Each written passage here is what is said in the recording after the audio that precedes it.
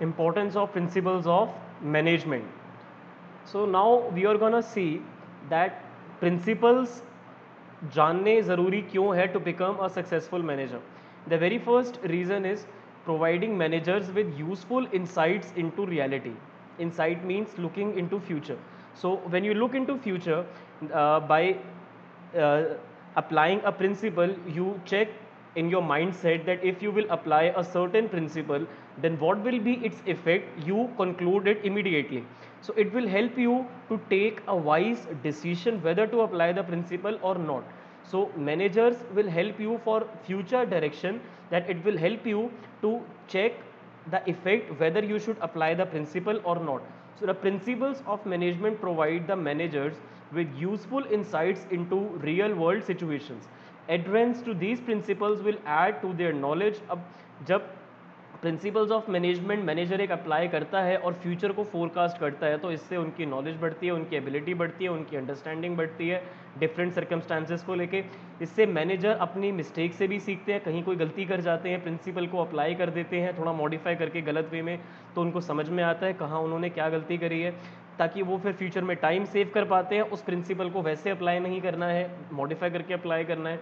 For example अगर manager जो routine decision making है, अगर वो उसने सबऑर्डिनेट्स को दे दी कि यार हर चीज़ पूछने के लिए मेरे से मत आया करो, कुछ चीज़ें खुद डिसाइड कर लिया करो, तो इससे फिर मैनेजर्स की स्किल्स बढ़ जाएंगी। जब वो कुछ डिसीजंस खुद से लेने स्टार्ट करेंगे तो इससे उनकी ही स्किल्स बढ़ेंगी, राइट। इसको डेलीगेशन बोला जाता है, इसको डेलीगेशन बोला जाता है। ये डिसेंट्रलाइजेशन एंड सेंट्रलाइजेशन प्रिंसिपल का ही एक छोटा पार्ट है। Optimum utilisation of resource and effective administration. देखो रिसोर्सेज का अच्छे से यूटिलाइजेशन तभी हो पाएगा जब रिसोर्सेज को यूज़ करने वाले लोग एजुकेटेड होंगे, प्रॉपर स्किल्स होंगी उनके पास, प्रॉपर एक्सपीरियंस होगा उनके पास। तो जो भी मैनेजर्स अच्छी पोजीशन पे मैनेजमेंट कर रहे हैं, they should know how to use the resources effectively and efficiently. हर एक मैनेजर को रिसोर्सेज को एफिशिएंटली और इफेक्टिवली यूज़ करना आना चाहिए। रिसोर्सेज चाहे कोई भी हो, चाहे ह्यूमन बींग्स हो, चाहे मटेरियल रिसोर्सेज हो। ह्यूमन बींग्स से भी क्या एक्टिविटीज़ करवानी है, क्या रिस्पॉन्सिबिलिटीज़ हैं लोगों की, क्या ड्यूटीज़ हैं लोगों की, वो सब लोगों को क्लियर होनी चाहिए, किसी को कोई कन्फ्यूजन नहीं होनी चाहिए।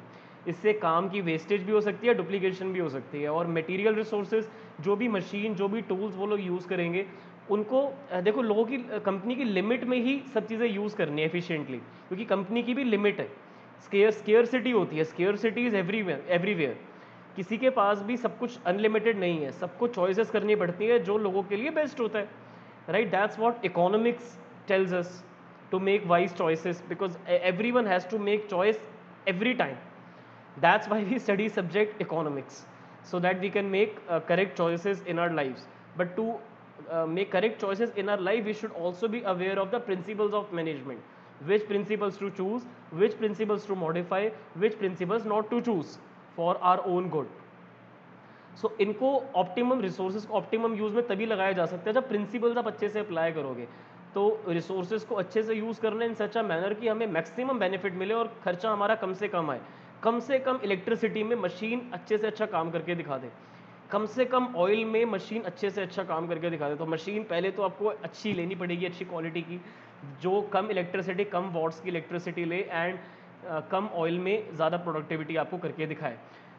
प्रिंसिपल्स जो है वो मैनेजर्स को तैयार करते हैं फ्यूचर में देखने के लिए कि अगर हम ये प्रिंसिपल लगाते हैं तो उसका क्या इफेक्ट आएगा, ताकि वो फिर सही डिसीजन ले पाएँ कि ये प्रिंसिपल लगाना है या नहीं। ठीक है, जो भी वेस्टेज एसोसिएटेड होती है कि चलो ट्राई करके देखते हैं, ठीक हुआ तो ओके, नहीं हुआ तो कोई बात नहीं, तो ये चीज़ें अवॉइड हो जाती हैं अगर मैनेजर स्किल्ड है, एजुकेटेड है, ट्रेंड है, एक्सपीरियंसड है, उसकी एबिलिटीज़ अच्छी हैं। तो ये तभी एक अच्छा मैनेजर बन पाता है जब उसको मैनेजमेंट की थ्योरी पता होती है, उसको मैनेजमेंट की नॉलेज पता होती है। तो इसीलिए आपको ये प्रिंसिपल्स जानने बहुत ज़रूरी है। साइंटिफिक डिसीजंस, देखो साइंटिफिक डिसीजन का मतलब होता है कि आप एक हर एक कॉन्सिक्वेंस लेके चल रहे हो कि कभी क्या क्या गलत हो सकता है, तो आप एजम्पशंस लेके चल रहे हो, उसके हिसाब से आप डिसीजंस लेते हो। They must be timely, realistic and, जो भी मैनेजर डिसीजन लेता है वो टाइमली होने चाहिए, रियलिस्टिक होने चाहिए, और मेजरमेंट और इवैल्यूएशन के बेसिस पे होनी चाहिए कि देखो ये हमारा गोल है और फ्यूचर में अगर हम उसको अचीव कर पाए तो इवैल्यूएट तो कर पाओगे ना कंपैरिजन के लिए कि एक अचीव करा भी गोल या नहीं करा। तो मैनेजमेंट के जो प्रिंसिपल्स है वो आपको डिसीजन मेकिंग में काफ़ी मदद करते हैं कि अगर मैं principle of subordination of individual interest to general interest apply करता हूँ तो इससे लोग ऑर्गेनाइजेशन के गोल को प्रायोरिटी देंगे। तो जब ऑर्गेनाइजेशन के गोल्स अचीव होंगे तो ऑटोमेटिकली इंडिविजुअल्स के गोल अचीव हो पाएंगे। तो ये एम्फेसिस करते हैं लॉजिक पे रेदर देन ब्लाइंड फेथ कि चलो लोगों पे फेथ कर लेते हैं, आपको ठीक लग रहा है तो आप कर दो। Not like that. मैनेजमेंट में कोई भी मैनेजर ऐसा एटीट्यूड नहीं रखता कि हाँ आपको ठीक लग रहा है तो ठीक, ये एक अच्छे मैनेजर का साइन नहीं है। एक अच्छे मैनेजर को हमेशा कॉन्सिक्वेंसेस बताने चाहिए कि अच्छा आप ये सोच रहे हो तो इसका ये फ़ायदा है, अगर अच्छा है तो क्यों अच्छा है वो भी मैनेजर ही बताएगा। तो इसीलिए साइंटिफिक डिसीजन लेने आप लोगों को भी लाइफ में एक कैजुअल एटीट्यूड नहीं रखना है लेट गो वाला कि ठीक है जो हो रहा है I am okay with that. आपको हर एक चीज़ के कॉन्सिक्वेंसेस पता होने चाहिए, what's right and what's wrong, and you guys are already that grown up to make wise decisions between right and wrong. So management के जो डिसीजन होते हैं वो प्रिंसिपल्स पे होते हैं, फ्री फ्रॉम बायसनेस होते हैं कि पार्शियल नहीं होते कि ये मेरा चाचा का बेटा है, ये मेरे मामा की बेटी है तो मैं इन लोगों को जल्दी प्रमोशन दूंगा, बाकी लोग मेरे लिए इतना मैटर नहीं करते। These things should not happen.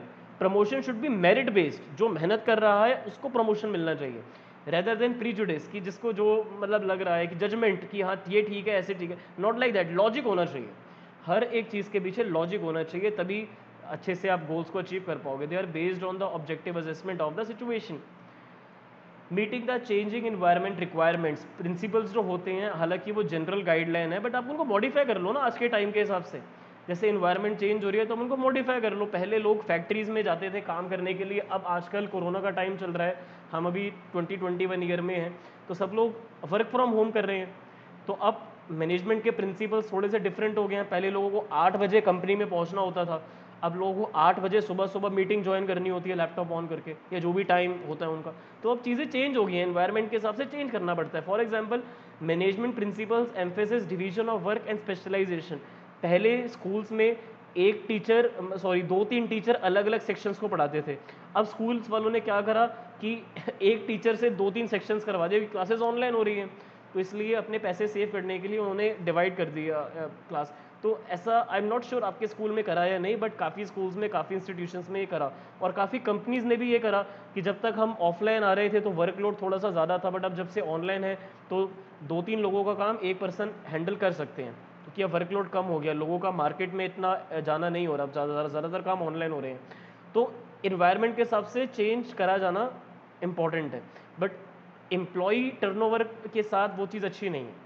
Employees को ऐसे नहीं निकालना चाहिए, काम जैसे चल रहा था वैसे ही चलना चाहिए। आपका भी कुछ सोशल ऑब्जेक्टिव है या नहीं है? फुलफिलिंग सोशल रिस्पॉन्सिबिलिटी जो मैंने आपको अभी एग्जैक्टली एग्जाम्पल दिया सेम, तो सोशल रिस्पॉन्सिबिलिटी भी पूरी करनी है। ये हमें प्रिंसिपल्स ऑफ मैनेजमेंट से ही समझ में आता है। फेयर रेम्यूनरेशन, एम्प्लॉयज़ की रेम्यूनरेशन फेयर होनी चाहिए, राइट एंड ऑर्डर, हर एक चीज़ सही जगह पर होनी चाहिए, किसी को कोई कन्फ्यूजन नहीं होनी चाहिए, हार्मनी नॉट डिस्कॉर्ड, शांति से काम होना चाहिए, ज़्यादा क्योस नहीं होना चाहिए। तो ये सब सोसाइटी के फेवर वाले प्रिंसिपल्स हैं, राइट। तो आजकल लोगों को समझ में आ गया है कि उन कंपनीज के प्रोडक्ट्स खरीदने हैं जो कंपनीज अपने सोशल रिस्पॉन्सिबिलिटीज़ पूरी करके चल रही है, जो ऐसी प्रोडक्शन की टेक्नोलॉजी यूज़ कर रही है जिससे पोल्यूशन नहीं होता, जो कंपनीज उन लोगों को एम्प्लॉयमेंट दे रही है जिनमें ज़्यादा स्किल्स नहीं है, उन लोगों को स्किल सिखा के एम्प्लॉयमेंट दे रही हैं। ऐसे सब लोगों को मत भर लेना, बट थोड़ा बहुत तो करोगे तो ये लोगों को आप अट्रैक्ट कर लोगे अपनी तरफ, है ना। Management theory and management principles have also evolve. अब टाइम के साथ सब लोग इवॉल्व होते हैं, इंसान भी इवॉल्व हुए हैं, ठीक है। हम भी मॉन्कीज से लेकर ह्यूमन बींग्स तक धीरे धीरे इवॉल्व हुए, ऐसे प्रिंसिपल्स धीरे धीरे इनका इवोल्यूशन चल रहा है ना। इवोल्यूशन तो रूल है यूनिवर्स का।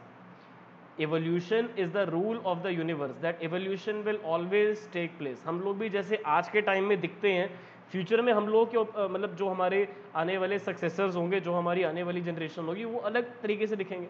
आप अपने एंसेस्टर्स को देखो, वो लोग कैसे दिखते थे और अब हम लोग कैसे दिखते हैं, तो धीरे धीरे चेंजेस आते ही आते हैं, है ना। तो मोर ओवर खैर वो तो मैंने थोड़ा सा आपको सोशोलॉजी के बारे में मैं ले गया, बट अभी जब हम प्रिंसिपल्स की बात करते हैं तो प्रिंसिपल्स भी चेंज होते हैं। जैसे पुराने टाइम में अप्लाई होते थे प्रिंसिपल्स, अब मॉडर्न डे साइंस में प्रिंसिपल्स का एप्लीकेशन थोड़ा सा चेंज होता जा रहा है। आप लोगों को जो हम पढ़ाएंगे वो क्लासिकल थ्योरी है, बट आज के टाइम में जो मैनेजमेंट की थ्योरी अभी करंटली ट्रेंडिंग चल रही है वो है कंटिंजेंट थ्योरी। कंटिंजेंट थ्योरी ये कहती है कि मैनेजर्स को ये सब तो पढ़ाओ, बट उनको कंपलसरी मत करो कि ये सब आपको अप्लाई करना ही करना है, वो उनके ऊपर छोड़ दो। अगर उनको लगता है कि अप्लाई करना है तो करने दो, नहीं तो मत करने दो। तो ये एवोल्यूशन हुआ ना, पहले क्लासिकल थ्योरी आई, फिर न्यू क्लासिकल थ्योरी आई, फिर साइंटिफिक थ्योरी आई, फिर सिस्टमैटिक थ्योरी आई, फिर कंटिंजेंट थ्योरी अभी चल रही है। तो ये एवोल्यूशन ही तो है, ठीक है। टाइम टू टाइम मैनेजमेंट की थ्योरी इवॉल्व होती हुई आई है, ठीक है। Management training, education and research. देखो भाई, जो प्रिंसिपल्स ऑफ मैनेजमेंट है ये मैनेजमेंट की थ्योरी का पहला चैप्टर होते हैं। ये मैनेजमेंट की थ्योरी का कोर है, कोर मतलब सबसे इंपॉर्टेंट पार्ट है। तो ये बहुत ज़रूरी होते हैं मैनेजमेंट की ट्रेनिंग, एजुकेशन, रिसर्च में। आप चाहे बीबीए करो, एमबीए करो, बीकॉम करो, बीकॉम ऑनर्स करो, सीए करो, सीएस करो, आप बीएमएस करो, आप मैनेजमेंट से रिलेटेड कोई भी कोर्स करो, आपको ये प्रिंसिपल्स पढ़ाए जाएंगे जो हम अभी पढ़ने वाले हैं आने वाले लेक्चर्स में। तो ये प्रिंसिपल्स आपको पढ़ाए जाएंगे at the beginners level obviously, ठीक है। अभी आप लोग 12th स्टैंडर्ड में हो, जो प्रिंसिपल्स आपको पढ़ाए जाएंगे, बट प्रिंसिपल थोड़ी चेंज हो जाएंगे। प्रिंसिपल थोड़ी कॉलेज में जाके डिफरेंट होने वाले हैं। प्रिंसिपल तो वही है जो अभी आपको मैं पढ़ाऊंगा। और आगे मैनेजर जब आप बन जाओगे, जब आप मैनेजर बन जाओगे, तो आप लोगों के लिए भी ये प्रिंसिपल्स बहुत हेल्पफुल होंगे, ठीक है। अब ज़रा इनको हम याद कर लेते हैं। टॉप एसएमएस के नाम से ट्रेनिंग, एजुकेशन, रिसर्च जो अभी पीछे देखा था, फिर पहले देखा था ना optimum utilisation of resources and effective administration, ये पीछे देख के आए थे। फिर पी से providing managers with useful insights into reality, पहला जो पॉइंट था, राइट। फिर साइंटिफिक डिसीजन लेने में हेल्प करती है मैनेजमेंट के प्रिंसिपल्स आपकी। Then meeting changing environment requirements. Then social responsibility, जो इसके पीछे वाले एग्जाम्पल में मैंने लिंक कर दिया था, सोशल ऑब्जेक्टिव वाला। तो मैनेजमेंट के जो प्रिंसिपल्स हैं वो सोशल ऑब्जेक्टिव को भी फुलफिल करवाने में ध्यान देते हैं। So this is why we need to study principles of management. ये इंपॉर्टेंस है प्रिंसिपल्स ऑफ मैनेजमेंट